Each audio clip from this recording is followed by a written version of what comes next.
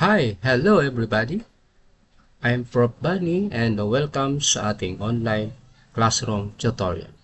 Ang pag-uusapan natin ngayon, paano ba natin i-repair isang solar light na mabilis mag-lowbat. So actually itong solar light kadi-deliver lang last 2 days. Ang nangyari nung ma-set up ko, wala pang 1 hour, ang nangyari dyan is nalobat na. Okay? Pero bago lahat, nais ko muna magpapasalamat sa lahat ng mga viewers, sa lahat ng mga nag-likes and shares, and lalong-lalo na sa mga nag-subscribe. No? Thank you very much for supporting my YouTube channel. Okay, and shoutout ko lahat ng student ng Systems Plus Computer College, the Electron Technical uh, Education College, and lalo-lalo sa mga estudyante ko ng sa Quezon City University. Thank you very much and let's get started. Okay, so this time yung ating topic ngayon ay tungkol sa solar battery, no? Actually, ito yung solar charger na to with light, kabibili ko lang. Okay, so ang nangyari ngayon, wala pang 5 minutes nalulopat na kagad. Okay, so gagawin natin, papakita ko sa inyo kung paano natin gagawin, no? Kasi ang nangyari kasi dito, medyo ano na, no? Madali na ma-discharge yung kanyang battery. So ang gagawin natin ngayon, bubuksan natin itong solar light na mayroon siyang battery inside. Papalitan natin ng lithium battery. Okay? So let's get started. Okay, so bago ko ngayon ikakabit yung ating battery, ang ginawa ko muna, no, charge ko muna, no, para ano siya, no, full charge kapag kinabit natin dito sa ating solar lights. Okay, so ito yung ating solar light. Okay, kung makita natin dyan, simpleng ano lang siya, no, ito yung tinatawag natin na charger, and ito yung ating mga solar light.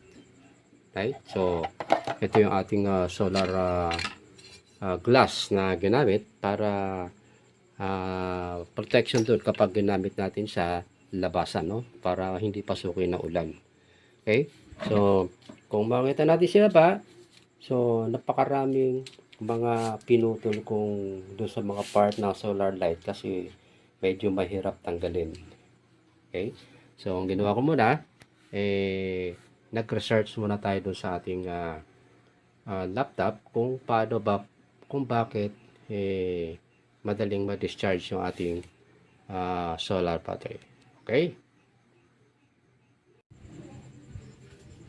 Okay, so ngayon, gagamitan natin siya ng battery case, no? Para ilalagay ko na sa labas. Para kung sakasakali na magkaroon ng mga battery na malapit na rin masira, ay pwede na rin natin palitan ng bago na hindi na natin kailangan pa magbaklas. Okay, so ito yung ating battery case. So ihinang lang natin siya. Okay, then saka ko ngayon ilalagay yung battery. So this is the negative. Okay, this is the negative and yung positive. Okay, so ngayon ang lalagay natin dito ngayon sa labas na ng case ng ating solar light.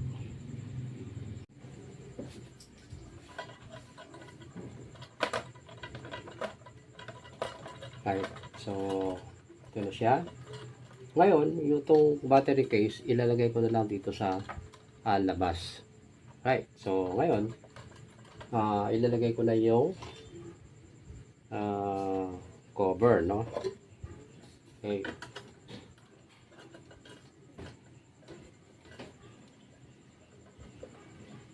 Okay. Try natin ulit.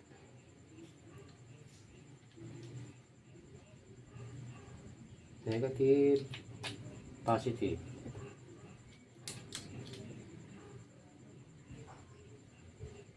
Okay. sa ibang battery.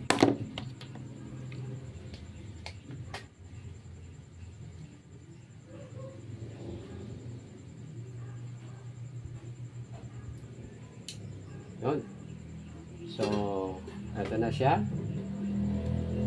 So, ang gagawin natin, ikukontrol lang natin sa remote para mas lalo siyang lumakas. Okay.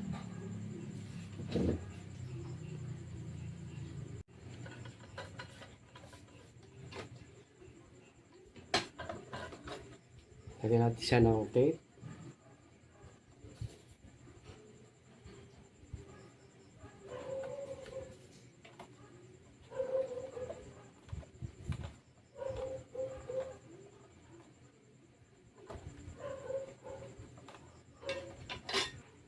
And so, kailangan natin siya yung cover niya. No?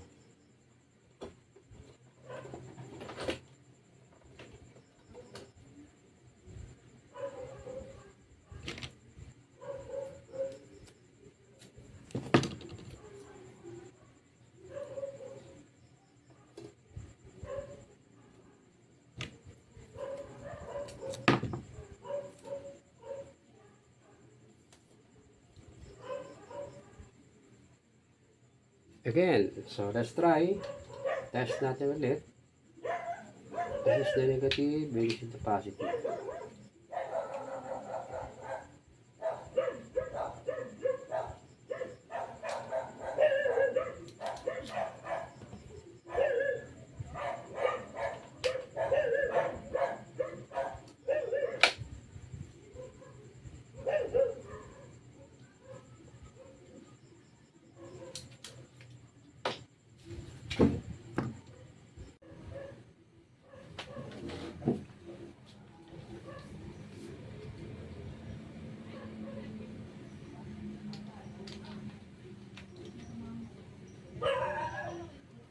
Okay, so natapos din natin.